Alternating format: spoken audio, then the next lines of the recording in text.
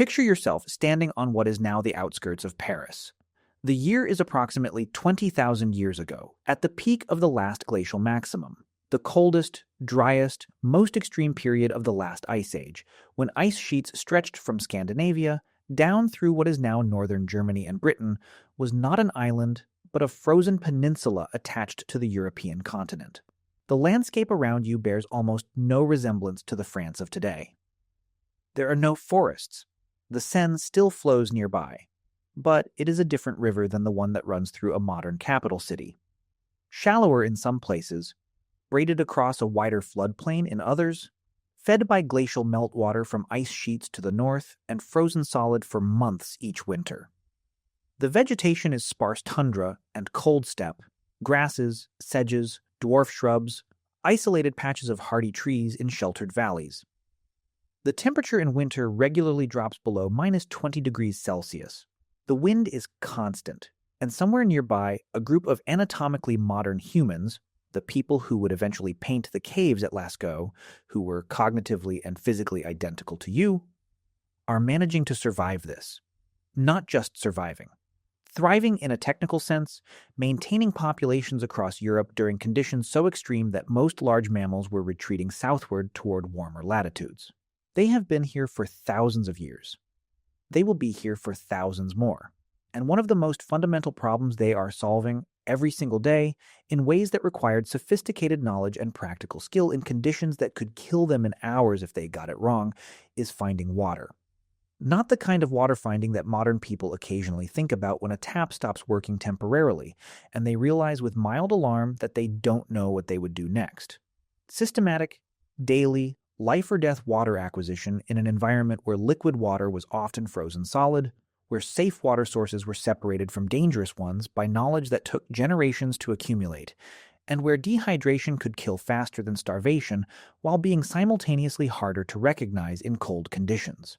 This is the story of how ancient humans found water during the Ice Age, a story that touches hydrology, human physiology, landscape reading, animal behavior, geology, and the specific ecological knowledge that Ice Age populations developed and transmitted to survive in some of the harshest conditions modern humans have ever occupied.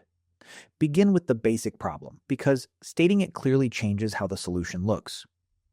The Ice Age, specifically the last glacial maximum, approximately 26,000 to 19,000 years ago, locked an enormous proportion of the world's accessible fresh water into ice sheets, glaciers, and frozen soil.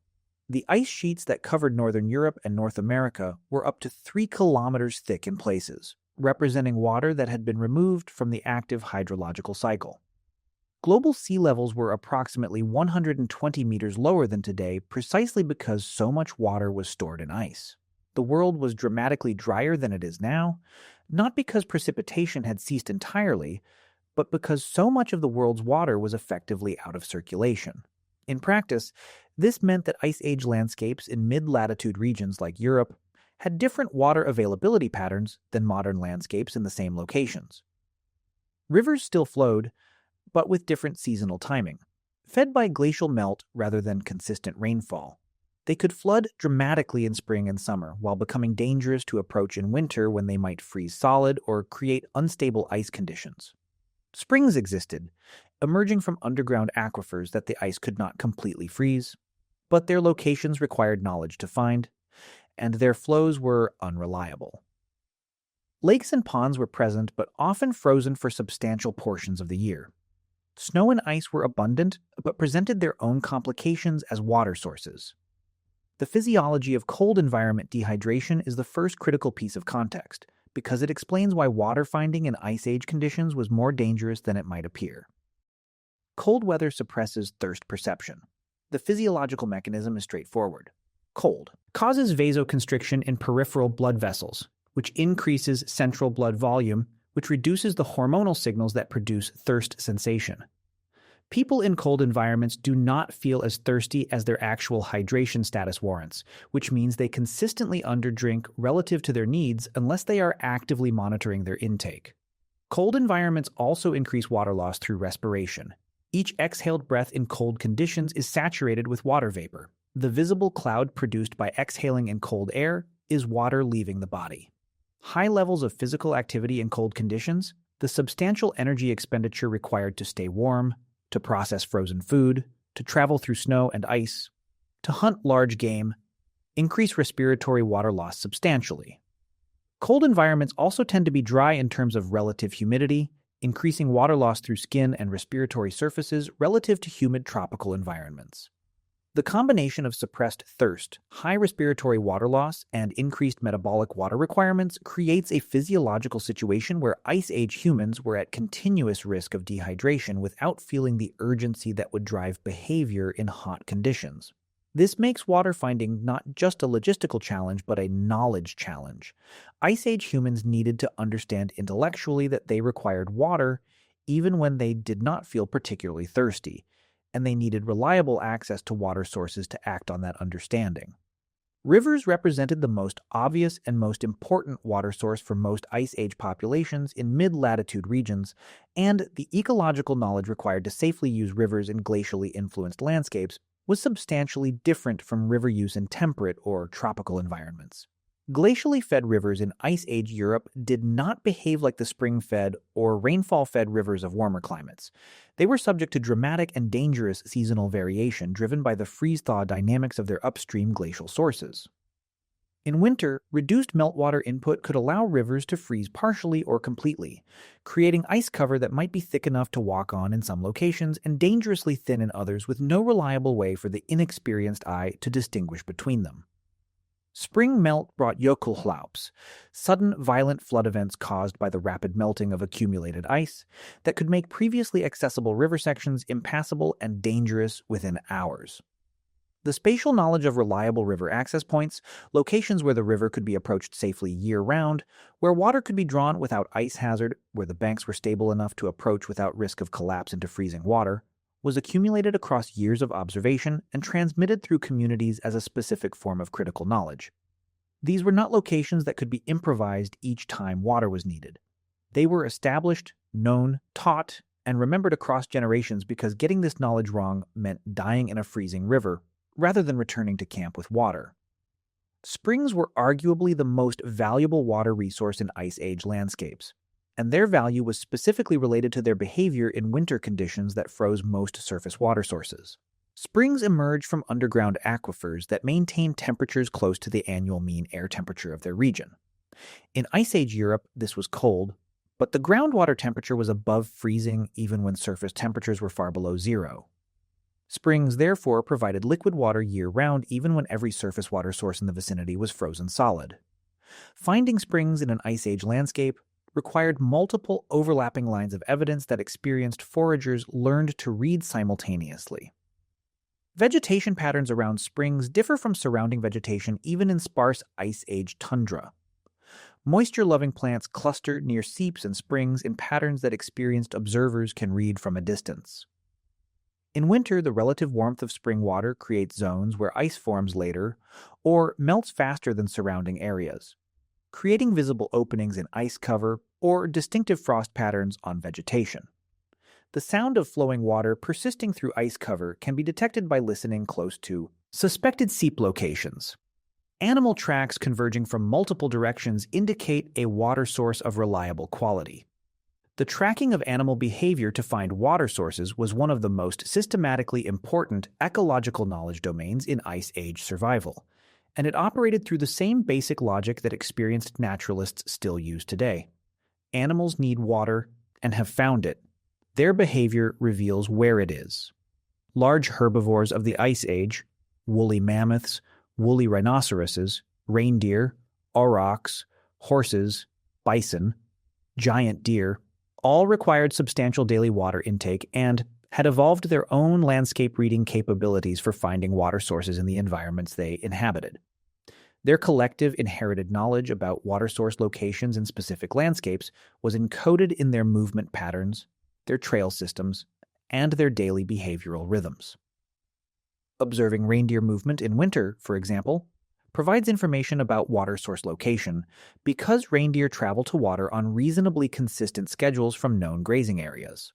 A group of reindeer moving with consistent direction and purposeful gait in conditions of frozen surface water is likely heading to a water source, a spring, By the way, if you want to go even deeper into the secret lives of ancient humans, I just launched a full course called The Secret Lives of Ancient Humans. 10 modules, 3+ hours of content covering everything we never talk about on YouTube. What they feared, how they communicated, what hunted them, and much more. Plus an exclusive PDF guide included. Link in the description. See you inside. A section of river that remains liquid, or a location where snow can be eaten. Following the direction of morning animal movement, reading the trail systems worn into the landscape by repeated animal travel, and noting the destination of animal groups observed at the end of daily ranging. Provided Ice Age hunters with a map of water resources encoded in animal behavior rather than any written record. Bird behavior offered parallel water location information through different mechanisms. Certain bird species concentrate near water sources for drinking, bathing, and foraging, creating visible gatherings that indicate water below. In winter landscapes where water was frozen except at specific locations, the gathering of birds at those locations was a reliable visual indicator readable from considerable distances. Snow and ice management as water sources was a critical practical skill whose complexity is frequently underestimated. The intuitive response to the question of Ice Age water finding, eat snow, obviously, misses several important practical and physiological realities that Ice Age humans needed to understand to avoid making a dangerous situation worse. Eating snow directly is thermogenically expensive in a way that can contribute to hypothermia.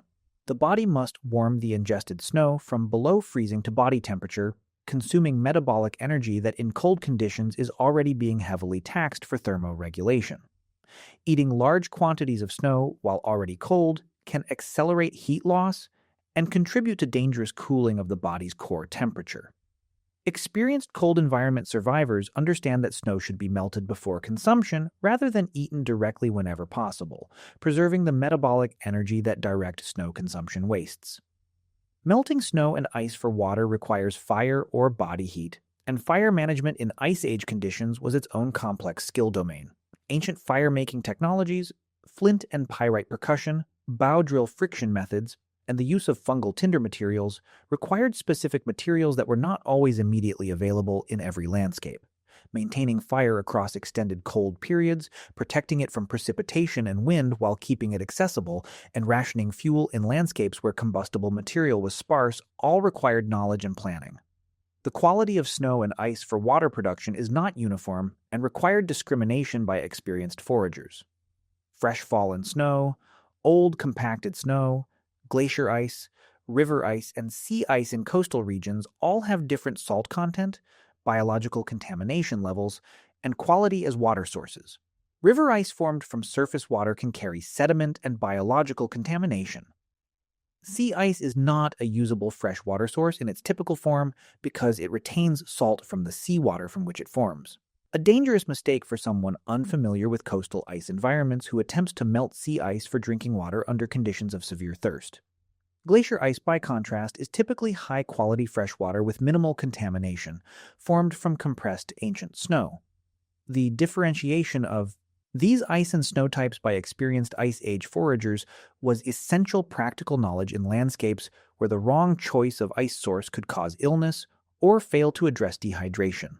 The seasonal water calendar of Ice Age populations, the mental map of which water sources were reliable in which seasons and how resource acquisition needed to be adjusted as seasons changed, represents one of the most sophisticated elements of Ice Age ecological knowledge. This calendar was not written. It was maintained in human memory, distributed across community members with different areas of knowledge, and transmitted through explicit teaching, storytelling, and the direct mentorship of younger community members by experienced elders.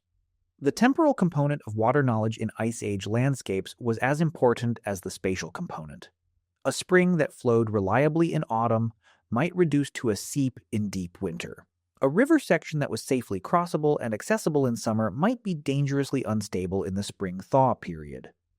A low-lying area that provided standing water during the brief summer warm season might be completely dry or frozen for the other 10 months. Knowing not just where water was, but when each source was reliable, when each source became hazardous, and how to shift water acquisition strategies seasonally, was knowledge that distinguished experienced community members from novices, and that had direct survival implications. The equipment used for water transport and storage in Ice Age conditions represents another dimension of the problem that is easy to overlook but was practically critical. Water found must be water transported, stored, and kept from refreezing before consumption. Animal skin containers, bags made from the stomach, bladder, or skin of hunted animals, served as water vessels in Ice Age Europe and appear in the archaeological and ethnographic records of cold environment peoples globally. Animal fat coating of skin containers reduced water loss through the container walls and provided some insulation against refreezing in extreme cold. The fat-coated animal skin water bag was a piece of technology whose production required skill in animal processing, and whose maintenance required regular attention, but which provided the portability and flexibility needed for mobile Ice Age populations that could not remain at fixed water source locations.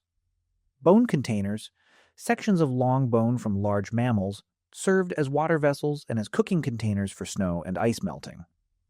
The marrow fat content of bone provided some natural waterproofing, and the dense bone structure was robust enough for the rough treatment of a mobile lifestyle. Birch bark containers, producible from the same birch trees that survived in sheltered Ice Age valleys, could be fashioned into watertight vessels using folding and sealing techniques documented in later but related traditions. The body water stores of freshly hunted prey animals represented an often overlooked but practically important water source in Ice Age hunting economies. Large herbivores hunted for food carried within their bodies substantial volumes of blood and other body fluids that were immediately available as water sources before they cooled and coagulated. Blood is a drinkable liquid that provides hydration alongside substantial nutritional content: protein, iron, and other nutrients. Many cold environment hunting traditions include immediate consumption of blood from freshly killed prey specifically for this dual purpose of hydration and nutrition. The stomach contents of large herbivores, partially digested plant material, retain moisture that can be pressed out and consumed. Inuit and other Arctic hunting peoples historically consumed the stomach contents of hunted caribou and other game animals, partly as a source of otherwise unavailable plant nutrients and partly for their moisture content. Similar practices in Ice Age European hunting economies would have provided an additional water source in extreme cold conditions when surface water was frozen and fire for snow melting was not readily available. The social organization of water knowledge in Ice Age communities was not incidental to survival, but central to it. The distribution of water location knowledge across multiple community members rather than its concentration in a single individual provided resilience against the death or incapacitation of any single knowledge holder.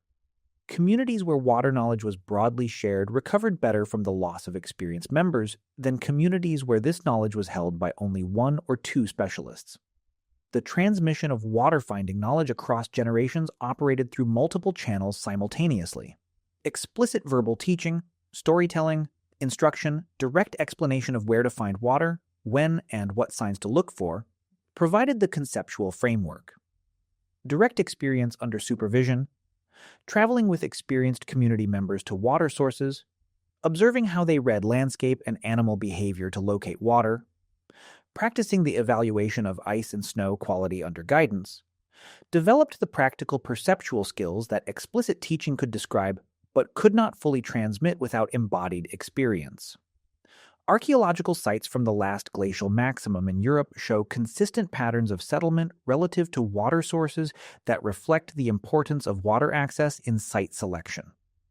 Habitation sites clustered near river confluences, at the base of slopes where springs were likely to emerge, near south-facing valley aspects, where solar exposure extended the melt season and created reliable liquid water for longer periods than north-facing sites. These spatial patterns are visible in the distribution of archaeological sites across the landscape and represent the collective water wisdom of Ice Age populations encoded in where they chose to live rather than in any written record.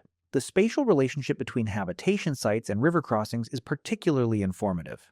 Reliable river crossings, locations where rivers could be safely forded or crossed on stable ice, were valuable not only for movement across the landscape, but for access to water sources on both banks. Communities positioned near reliable crossings had strategic access to double the riparian corridor, rather than only one bank, expanding the foraging territory for water and for the animal species that concentrated near water sources. The value of crossing points is visible in the archaeological record through the concentration of habitation evidence at specific river locations across multiple periods of occupation, suggesting that certain locations retained their value through generations of use. The cognitive systems that supported Ice Age water finding, spatial memory, environmental pattern recognition, temporal knowledge of seasonal change, behavioral understanding of animal ecology, and the social transmission of accumulated knowledge were not specialized adaptations unique to the problem of finding water. They were general cognitive capabilities whose breadth of application extended across every aspect of Ice Age survival. The same spatial memory that tracked water source locations tracked prey animal movements, safe travel routes, shelter sites, and material resource locations. The same environmental pattern recognition that identified spring emergence from vegetation and soil patterns identified plant food locations, predator activity, and changing weather conditions. Ice Age humans were not specialists in water finding who did nothing else. They were comprehensive ecological generalists whose integrated knowledge of their entire environment included water finding as one critical component of a complete survival system. The water finding knowledge described throughout this account was embedded in a broader ecological intelligence that constituted the most sophisticated understanding of a specific landscape that it is possible for a human being to develop.